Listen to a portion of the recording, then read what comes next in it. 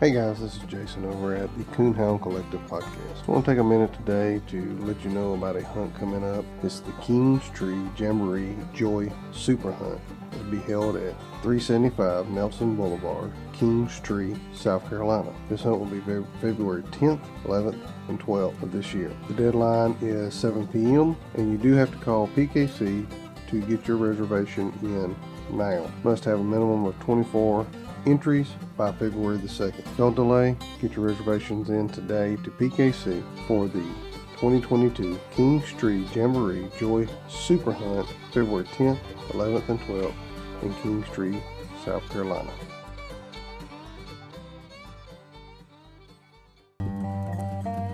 This is your host, Jason Snellgrove, and I will be your guide as we journey down the road to pleasure hunt or hitting the long trail to those great cob hunts.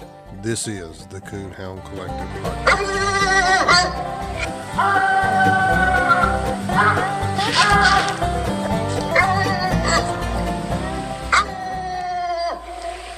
Okay, that hound audio you hear in the new intro, that hound voice is my hound Ranger. Ranger passed away in early January. At the time I'm recording this, it's just been a few days. I wrote something on Facebook that just come to me while I was thinking about Ranger, and I thought I would read it here. An empty collar, what does it mean? It can be two different emotions. One is happy, the anticipation of getting that new hound to start the training or to start the hunting process. The other is an emotional roller coaster of good and bad times, a dog that has lived out their years, hunted many nights, and have passed on to that great coon hunting swamp, hill, or holler. And in this case, this is a collar of a hound gone too soon. Ranger had been battling a sickness for several weeks, been several trips to the vet, and he just couldn't overcome it. He ended up passing away here at the house in the backyard, and I was able to bury him down by the pond where a little creek runs by that he treats several coons on. I was thankful for the time that I've had with him, and he will definitely be missed. I do have great videos and audio of him over on Crane Creek Kennels on the YouTube channel. He was not a world champion by any means, and he'd tree a possum every now and then, and I'd get aggravated with him, but I wouldn't take anything for the nights that I had to spend with him in the woods. So as I sit here and think about him today, I hope he trees one for me. Thanks, Ranger, for all the good times. Yeah, so in the past couple of years since I started here, we've seen a lot of changes come with the TOC, birth of the TOC, with the Top 10 revamp, and then some of our new media platforms as far as live coverage at events and streamlining. That is Mr. Trevor Wade with the UKC. Today we're going to talk all things Grand American, Winter Classic, TOC, the World Championship, Automotive, and the Youth National. Stay tuned. You're not going to want to miss this. All right, thank you for joining us today on the Coonhound Collective podcast. Today we're going to have Trevor Wade with UKC on the podcast. We're going to talk Grand American wrap-up, the Winter Classic, all things UKC, upcoming events, and of course the TOC. Stand by, we're going to get Trevor on the line.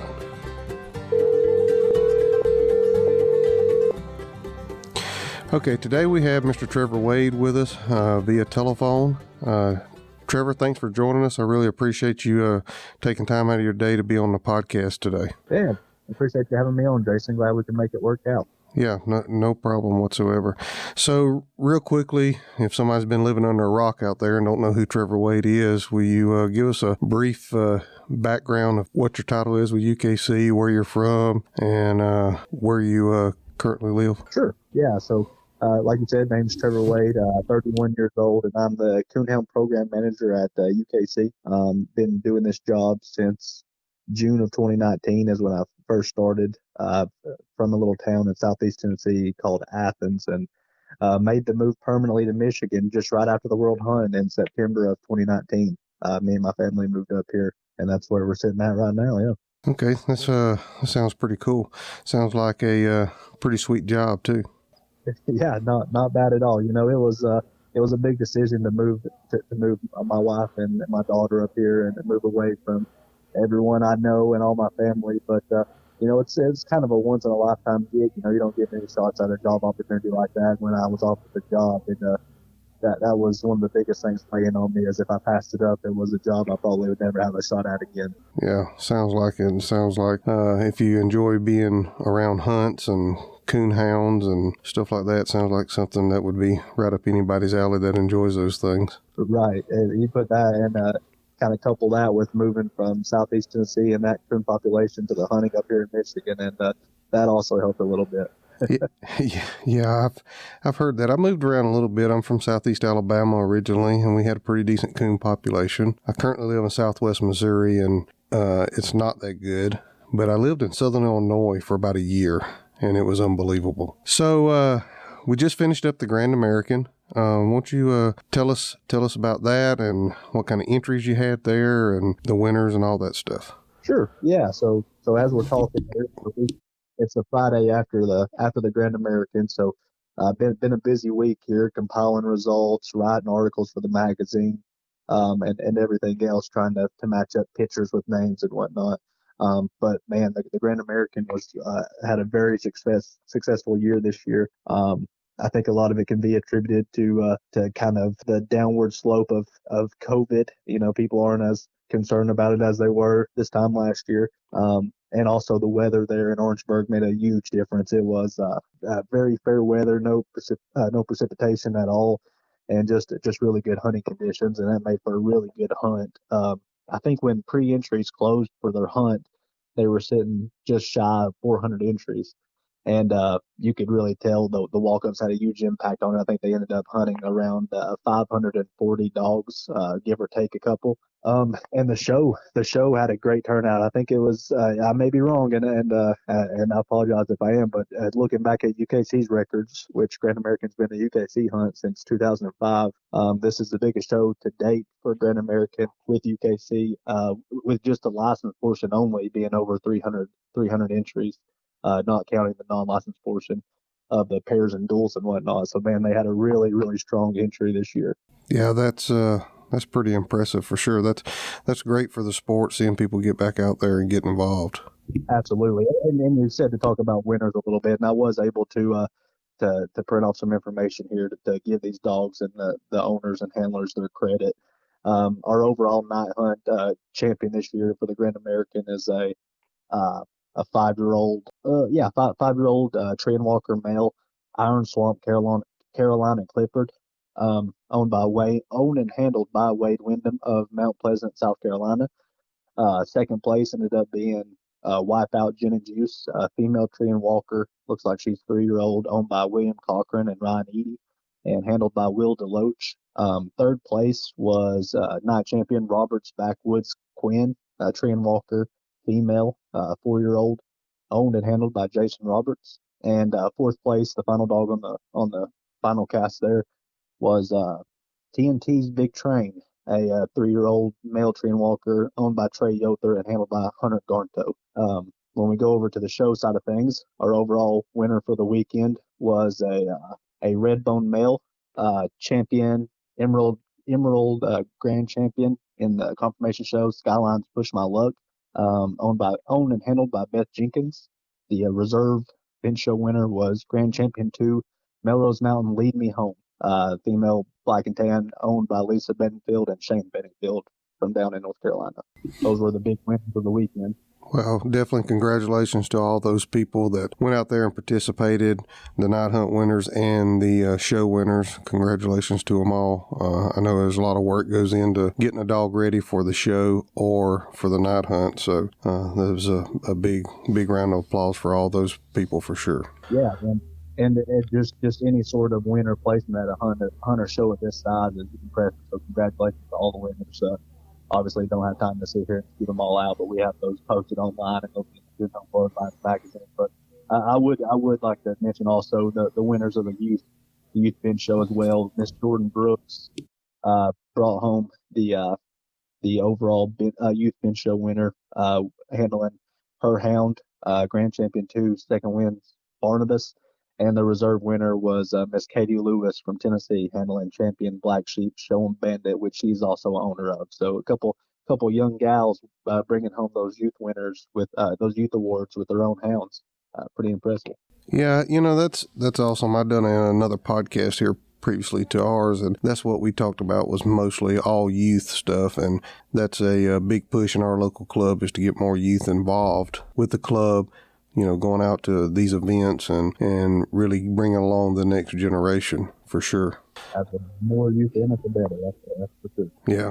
So, as we sit here today, this is the Friday after the Grand American. The Winter Classic entries closed today, right? That's correct. Yeah, we've been hard at it this whole week. A lot of people here getting in at the last second with their hounds, and today at midnight the entries are going to close, and we've kind of shifted our focus towards the Winter Classic. So, with the Winter Classic coming on, do you have a rough number of entries that you have so far? It's kind of hard to tell. As we're sitting here, we're probably looking around 250 dogs in there tonight in the hunt. The show will it won't surprise me with walk-ups and everything to hunt about 600 to 700 dogs over the weekend. That's about our par for the course number down there. The show will be a big show. Just the pre-entries aren't as prevalent in the show just because there's not as much need for it with the gap in the entry fees, but we'll end up having a really good sized show down there. It always is. And on top of that, we have our top 10 bench show kind of culminating there, which is a big draw where we'll pay out $15,000 to the breed winners for the year in the top 10 show. Yeah, and being you brought that up, can you go into a little bit of detail on that top 10 show? Kind of explain what goes on throughout the year to get qualified or get ready to be in that? Yeah, absolutely. So the top 10 is not something new for UKC, but it has been reformatted just recently to bolster it and to bring a little more prestige and better awards to it, quite frankly. So it's a year-long series that runs from November 1st to October 31st every year. And dogs competing in licensed UKC bench shows are going to accumulate points depending on how many dogs they defeat during the year. So the more dogs that are entered in the shows that they win, the more points they accrue. And basically, as its name kind of gives away, we take the top 10 in each breed at the end of that year and get them invited here to the Winter Classic, where they'll first compete against each other, show to a panel of 3 unbiased quality judges. And we'll get a breed winner from each, obviously a winner from each breed, and they're going to get $2,000 apiece. And then those 7 breed winners are going to come back and show for the overall top 10 bench show winner and an extra $1,000. Hey guys, this is Jason over at the Coonhound Collective podcast. If you're thinking about swapping to a different dog feed, give my friends a look over at extremedogfield.com. They carry 2 different lines. They carry an elite and a professional. The professional has corn, wheat, and soy in it. The elite does not have corn, wheat, and soy. Go over to extremedogfield.com, see which line and which mixture is right for you. Find a retailer near you. If you're in the southwest Missouri, northwest Arkansas area, you can't find a retailer and you want to give it a shot, hit me up at thecoonhoundcollective@gmail.com. I am a current dealer for Extreme Dog Fuel. I can get you pricing, I can get you dog feed. Again, go see my friends over at extremedogfield.com. You won't be disappointed. Yeah, that's a really great setup, great prize, and I think it's great for UKC to step up and revamp that program to really try to get more people involved in the bench show. I know, me personally, I never have really showed in a bench, but I did start showing a little bit last year on the bench show stuff, and my kids have definitely started showing some in the bench, and there's a lot more work that goes into getting a dog ready to show on a bench than I think people even realize. I've got a puppy I'm working right now, to get ready to really start hunting, but I've started working her some on the bench, and it takes a lot of patience to get one to do like you want them to, for sure. Yeah, anyone making it to the top 10 bench show, they're not going to be there by accident. It's going to be a lot of time and investment into these hounds that they're showing. Obviously, very strict diets, very strenuous workout routines, and a lot of them hunt these dogs. There's more crossover than people think, and when we get on a show of this level, there's not going to be any slouches in the ring that day. I can promise you that. Yeah, you definitely need to be on your A game when you show up that day. Okay, so what are the dates exactly for the Winter Classic? Yeah. So for the Winter Classic themselves, they're going to be February 11th and 12th in Batesville, Mississippi, at the Batesville Civic Center. We do have a couple of warm-up slams heading into that weekend on Wednesday and Thursday night. They'll be there at the Civic Center as well. They'll be hosted by a couple of local clubs in the area, so those will be on the 9th and 10th. And there's actually apart from the Winter Classic itself, those warm-up slams are a pretty big deal. We usually get some pretty big crowds at those hunts. Eukanuba has sponsored those hunts, given $1,000 added purse each night, and then also the Mississippi Raccoon Hunters Association has added in $500 added each night as well for anyone who wins that's a member, and you can sign up to be a member there that night. So it's a pretty good deal. The clubs put a lot of thought and effort into it, and it turns out to be a pretty good week for the state of Mississippi. Yeah. Well, I'm going to take a minute here to mention the Mississippi Raccoon Hunters Association. It seems like every time I turn around, I'm hearing something about the Mississippi Raccoon Hunters Association.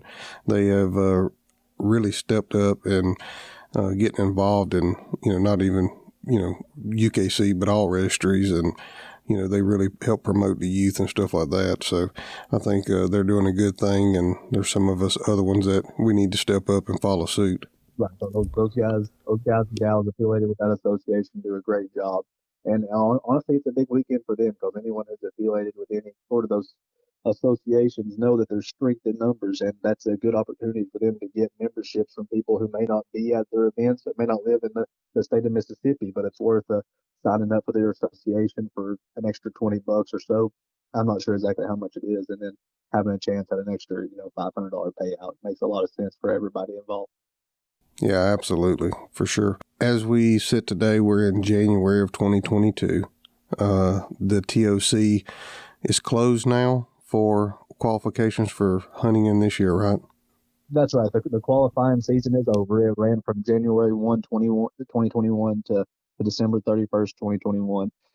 So it's over. We are taking this month of January to get in the rest of our 2021 reports. A lot of them from December still making their way in the office, and hope to have a final list tallied by the end of this month, and get out some certificates of achievement and some entry information for folks in early February before we open up the entries for people in the middle of February next month. Okay. And how many dogs did y'all hunt there last year? So last year we had around 1,050 dogs qualified, and I think we ended up with about 670 entered into our 5 regions. Yeah, so, and as of us sitting here right now, the numbers are way up this year. I updated the list on Tuesday of this week, which would have been the 11th, and we were sitting at over 1,300 dogs qualified for the event. So I think the numbers of dogs entered in the region is gonna see a big increase in that as well.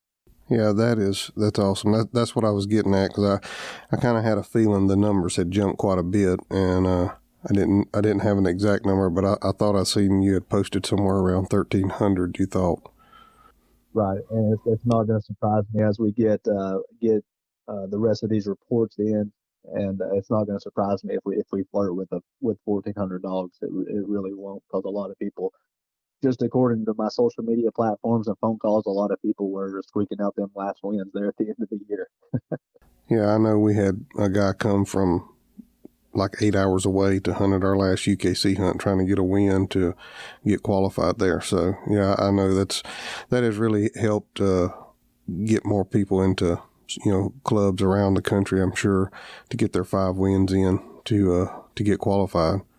Right, and that was the big point of the inception, is that to try to help the clubs around the country boost their entries, and keep their doors open. I know it's not easy for the local clubs with all the big events going on in the country all the time, but we're seeing an increase in entries, and hopefully the clubs are benefiting from this program a little bit. Yeah. So we've talked about 3 pretty good size hunts: the Winter Classic, the Grand American, and of course the TOC. Can you speak just a little bit to what goes into getting something like those ready to go? Because obviously y'all did not start planning to do the Winter Classic last week. Right. Right. And it's a yearly thing for all these events. There's meetings throughout the year. There's different tasks that we need to get done by certain deadlines leading up to events. So planning for the Winter Classic for this year started right after the Winter Classic last year. After the event, we would have had a big sit down with everyone involved in it, talk about what our weaknesses were, where we need to improve, and how to improve it for this year. So it's been ongoing for some time, just the Winter Classic in general. And it's like that for all our major events. We're working towards plans for TOC finals. We're working on automotive plans. We're working on world championship plans already. It's always going, and we have a really strong team. Not only Alan and I and our folks in the hunting ops department, but also we have our media team that is always pushing our events on social media platforms and on the website.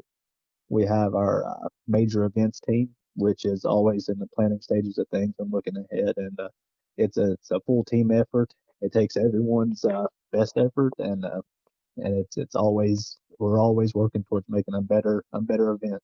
Yeah, well, and I mean, just the coverage that I seen on the TOC last year, I mean, you could really tell there was some time, and not only time, but definitely some money put into that to get that top notch and up and ready to go. Right, and that was our first live coverage event. We learned a lot on the fly. We do have some folks in our media department who are more well versed than us in those things, and they help to make it a more streamlined process. But I can already tell from the TOC finals to the World Finals that we're getting better at some things. There's still an opportunity for getting better, but I think that's always the case. You're always striving to make a better product. But yeah, I was so tickled to see how both the TOC finals and the World Finals, how the live shows went. A lot of time and effort and thought and idea went into it, and man, I couldn't be more pleased with how those things are coming out. And I think we're just going to get better and better with that as time goes on. Yeah, and with the TOC coming up, where is it going to be held this year? Do you have the dates and all that yet? Yeah, sure. I have, of course, first the regions. I don't know exactly what our entry deadline is going to be. Probably going to be somewhere in the middle of March, and our regions are going to be April 1st and 2nd this year. And they are going to be in the same spots as last year. We're going to try to keep them there for at least a couple years for some continuity, but for those clubs. But the five regions are Bloomfield, Iowa, Mount Gilead, Ohio, Conway, Arkansas, Comer, Georgia, and Lancaster, Kentucky. And the finals are going to be towards the end of April, April 22nd, 23rd, and that's going to be in Greencastle, Indiana again. Okay. Yeah, that's definitely seems to be the hunt to get to for sure. If you can get qualified and get through the regionals, I think that is something everybody's pushing to do for sure. Yeah, and man, it's been something to see the positive support for this hunt. And man, I know I have a lot of events between now and then, but man, it's hard not to look ahead and get excited for the regions. I absolutely love the weekend of the regions and zones whenever you see everybody's draw out and the scores roll in, and then the finals. It was probably it's definitely my proudest moment at UKC on the night of the finals last year, whenever everything came together during the live show and we gave away that $50,000 to the overall winner. And man, I'm tickled for it already, and it's still a long ways away, I feel like. Yeah. Well, when you get busy, it'll be here before you know it. It don't take long, that's for sure. Absolutely. So I noticed there was a post on, I think, Facebook the other day. There was for the, I guess, 2023 TOC, there was some California or something was added to it. Yeah, I think what you may be referring to is actually for the folks for the qualifiers this year. Yeah, I want to say that like there's over 35 states going to be represented of the dogs qualified, and I think one of the dogs that had just got qualified in the last update, owner lives out in California, so that was pretty neat to see because you don't usually hear of coonhounds out that way. Yeah, for sure. When I seen that lit up on the map, I thought that's crazy. I didn't know there was coonhounds out that way. I mean, I know there's hounds out there for big game and stuff. You don't hear a lot about coonhounds out that way. Yeah, if I'm not mistaken, I think it's probably Mr. Dr. Alan Halad out there that lives veterinarian out in California. Probably someone over here in our part of the country hunting one of his red dogs and got qualified if I were to guess, but I don't have that concrete. Yeah, for sure. So after the TOC, of course, the next big hunt will be Autumn Oaks. Um, what does it take to get ready for a hunt like Autumn Oaks? I mean, that seems to be a big deal. A lot of people I talk to, that's the one they really try to get to. Unfortunately, I've never been to that one. I have been to the Winter Classic when it was in Albany, Georgia. But what does it take to get ready? Because I mean, it seems like this is just like rapid fire this time of year for y'all to go from Grand America Winter Classic, TOC, and then not that there's a lull, but maybe not quite as big of hunts, and then you have Autumn Oaks, and then of course the World Championship. No, yeah, you're exactly right. Autumn Oaks is the one event on the schedule that seems to take up the most time in planning, and I think it's just because all the moving pieces. We're looking at a lot of people, looking at a lot of entries, and it does take a lot of time and a lot of effort to put that event on, and with good reason. It is one of the bigger hound hunting events in the world, and it's a packed weekend full of stuff, and we try to make the best of it from the very top to the bottom. There's going to be a lot of people there, and like you said, there is a little bit of time between our the end of our spring season where our breed days and youth nationals and stuff in to give some time to work towards the final touches of Autumn Oaks. But if you wait till that time to get the ball rolling, you're already behind and you're not probably not going to get called up. So yeah, we're already working towards Autumn Oaks and getting things in place for that event because that one is the one that takes the most effort in my opinion. Yeah, for sure it could seem like it because it seems like there's a lot of people that they really get prepared, use their vacations, whatever they have to do to go out there to Autumn Oaks. I know there's a lot of people I talk to living here in Southwest Missouri. That's the one they really get prepared to go to. Hey, yeah, it's a great event. It's a great coon hunt. It's a great bench show. But the thing that's most rewarding is seeing folks pull their camper down there and set up with their buddies, and their friends that they only get to see that one time a year, and it's kind of humbling to see how many people use that weekend as their vacation. Um, it's an important weekend, and man, it makes it a really big deal to have that many people there. Yeah, so you touched on the youth nationals there. Can you talk a little bit about the youth program with UKC, what goes into the youth nationals, and et cetera? Right. So when we talk about the youth programs and the Coonhound portion of UKC, I'm kind of three things are coming to mind for me. First would be our youth nationals event, which is in the end of July every year, and we kind of moved around. Last year it was over, I guess close to your country. It was in Miami, Oklahoma. I should get that right so I don't get yelled at by the locals over there. Yeah. But yeah, so this coming year it's going to be back in Ohio, in Medina, and we'll have a pretty good sized hunt and show there, and give away $10,000 in scholarship money to the youth and some other stuff. There'll be other prizes and raffles and stuff like that. And it's a big weekend for us to just shine the spotlight on the youth of our sport.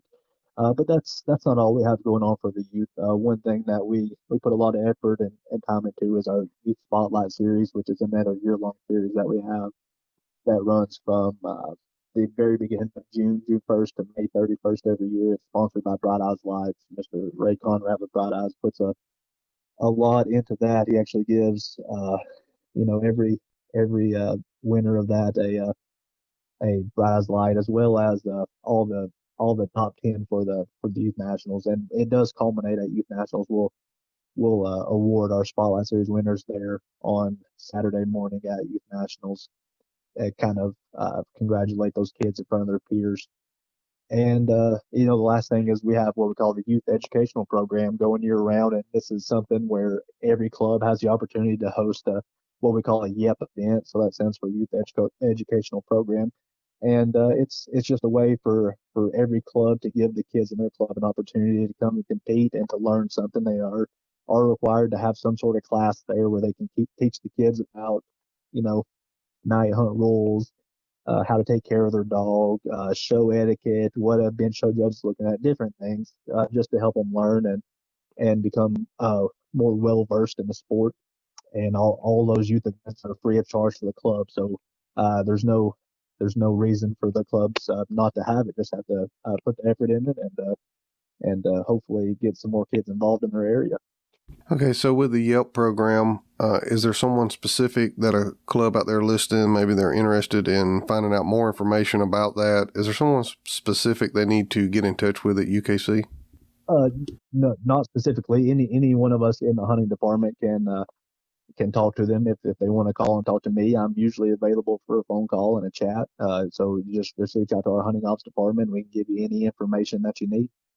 Okay, yeah, because I think that's a big push for our club is we really want to see more youth get involved, come out and eat, whether they've coon hunted ever or not. We're going to try to hold non-sanctioned youth club hunts once a month starting in the spring for 3 or 4 or 5 months. And, kind of go along with the same thing you were saying there, just to try to get more youth involved because obviously they are the future of our sport. Right. Yeah, it's encouraging to hear when clubs are putting effort into the youth, because it takes everybody to, there's a lot of activities out there that a youth can be involved in, and we have to make hunting and coon hunting specifically right now, make it worth their while to come out and compete in it to get them away from other things or priorities they may have right now. Yeah, for sure.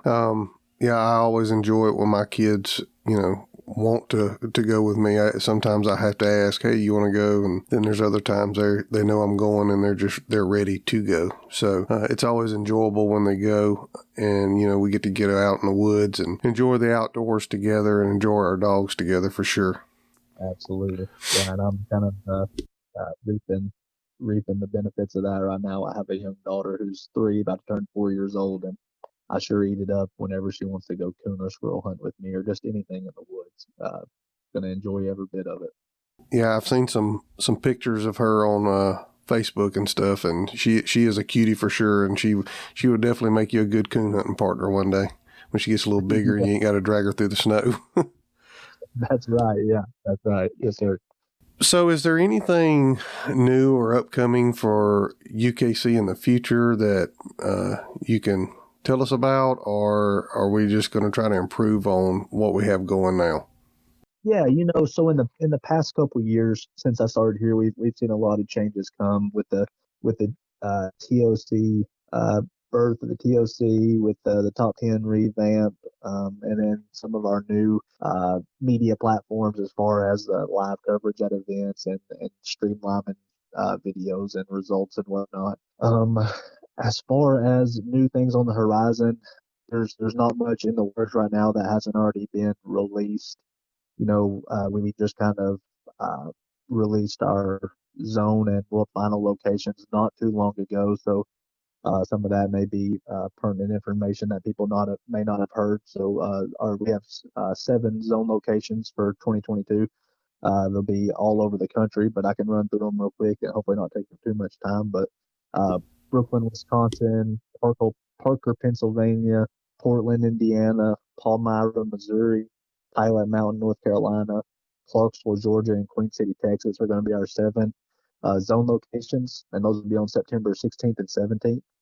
And our World Finals this year is actually going south. So it'll be September 22nd, 23rd, and 24th in Dyersburg, Tennessee, over near the Mississippi River in the Delta. So, yeah, I seen that was posted, and I was looking at it. It's not too terribly far from me, about 4.5 hours. So that's pretty exciting that it's going to be this close to me for sure. And it's always exciting. You get a dog qualified for that, and just to make it to that top 100 or 100 plus, whatever it is.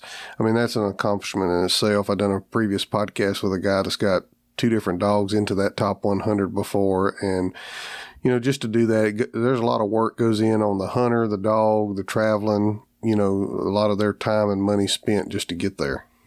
Yeah, I'm glad you said that. The world hunt is, in my opinion, one of the harder hunts there is. First, you got to win an RQE at some point in the year and make it to the zones, and the zones is always very competitive. A dog has to be consistent there and not make any mistakes, for chance of getting scratched or minused out or what have you.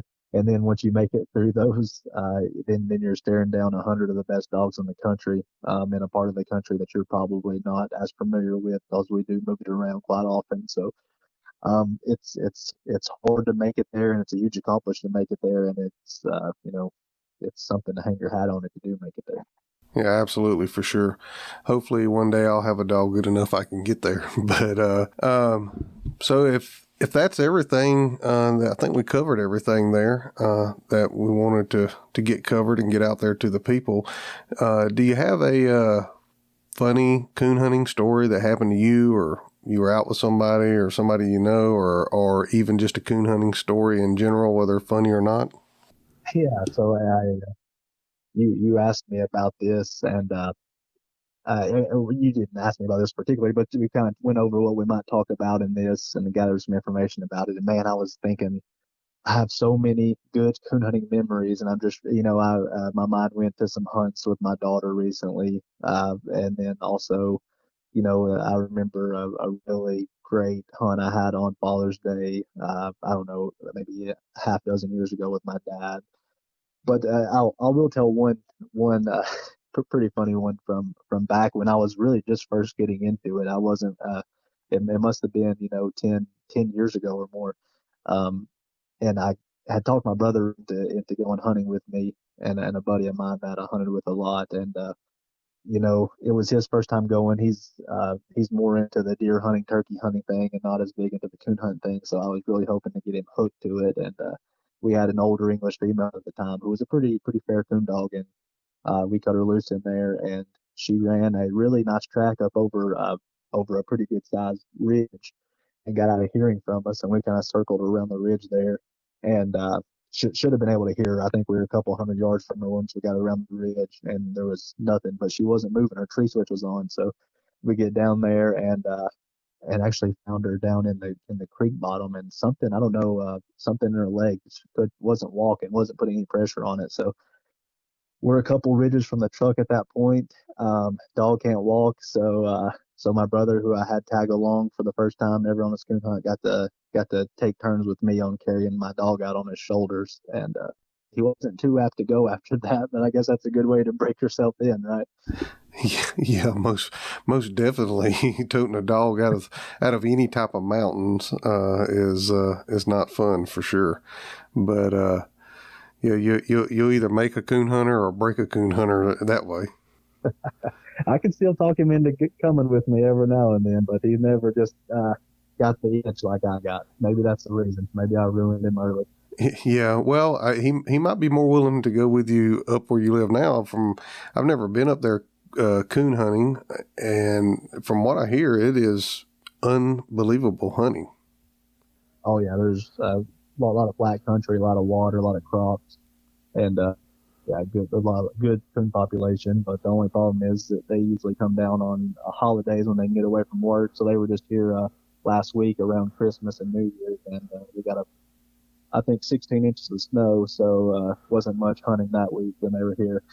Yeah, well, that's I'm when we get done with this podcast, I am going to salt a parking lot because we were supposed to get a couple inches of snow here tonight and into the morning, but hopefully we don't get too much. I like to look at it, but I don't like for it to be around very long.